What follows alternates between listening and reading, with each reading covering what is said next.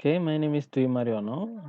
I would like to present our paper titled Cluster Analysis for Student Grouping based on Index of Learning Styles.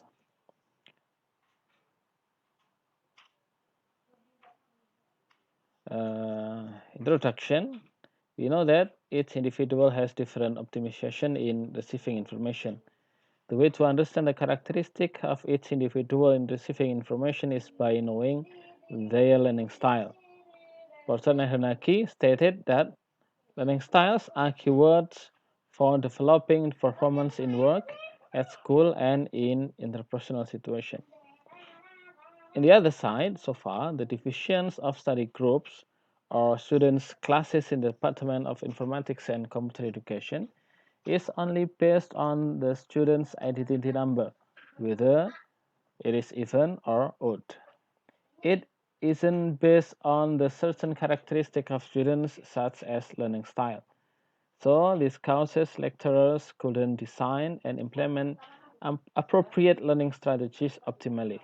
Therefore, in this study, we propose a way to divide study groups or study classes based on their learning styles. And we use cluster analysis for this study. One of the guidelines for determining individual learning style is by the Index of Learning Styles, or ILS score formulated by Felder and Solomon. ILS classifies each individual learning style into 4 learning style dimensions that were first created by Felder and Silverman. Those dimensions are 1. Learning perception consists of sensing or intuitive, and the second, information input consists of visual or verbal.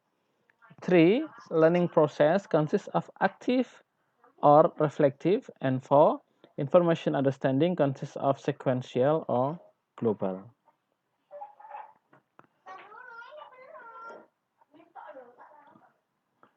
Next, we use cluster analysis for grouping students into some cluster. Okay, cluster analysis is a technique in multivariate statistical analysis that aims to group observational objects into several groups based on their characteristics.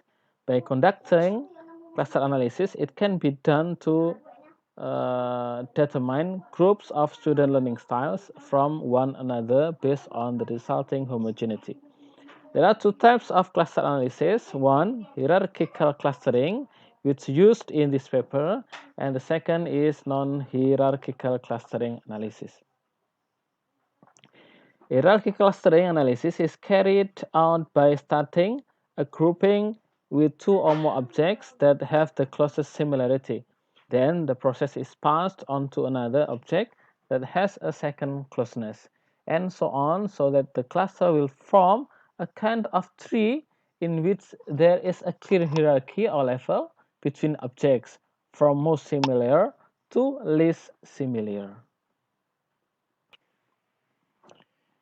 For the result, we have already given the questionnaire to 58 respondents from second-year students of Department of Informatics and Computer Education, Universitas 11 Maret. You can see overall result of the ILS Learning Style Questionnaire as shown in the table.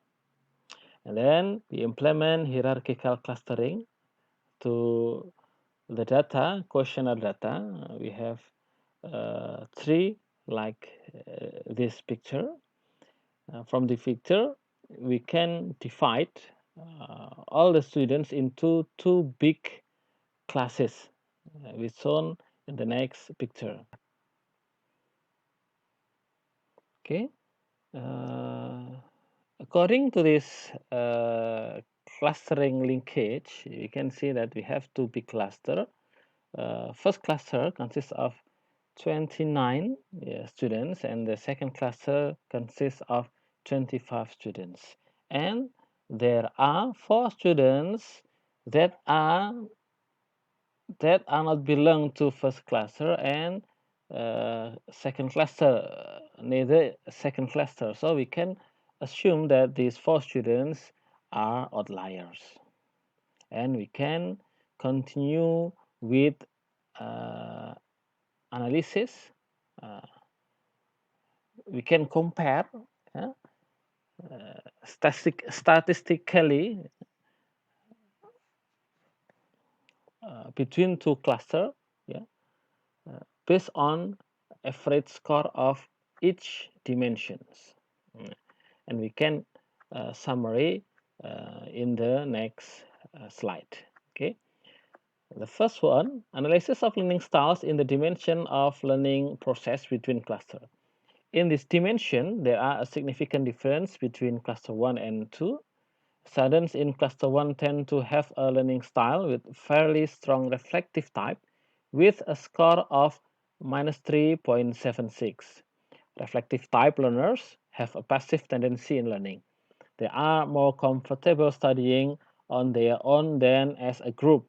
Meanwhile, cluster 2 tends to be active with a score of 2.52. Students in cluster 2 prefer to have discussion or group work and are more active in expressing opinions than studying alone. Based on the dimension of learning perception, in the perception of learning dimension, students in cluster 1 and 2 have the same tendency, which is sensing type.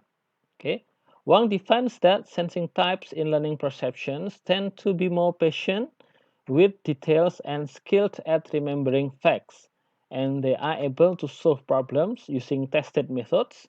Basically, sensing type learners prefer to learn everything that has been applied in the real world. In cluster 1, it can be seen that the tendency to learn sensing is higher than in cluster 2, but commonly, the two clusters have the same characteristic in learning perception. Next, based on the dimension of information input. In the dimension of information input, both have a visual tendency. Students find it easier to capture visual information or pictures than verbal by words or writings. So that learning that displays graphics, pictures, diagrams becomes an appropriate learning strategies from them. And the last one, based on the dimension of information understanding, uh, based on clustering result, it can be concluded that both clusters have global type scores. In cluster 1, it shows that respondents have a higher global tendency than cluster 2, and cluster 2 shows that respondents with a small global score tend to show a balance in the dimension of understanding of information. The global understanding means that the individual understands everything in outline. Usually, individuals have a tendency to learn information randomly without sequencing, then sort it after getting enough information. Okay, for the conclusion, by using hierarchical clustering, we can group students based on their learning styles into two clusters, two big clusters.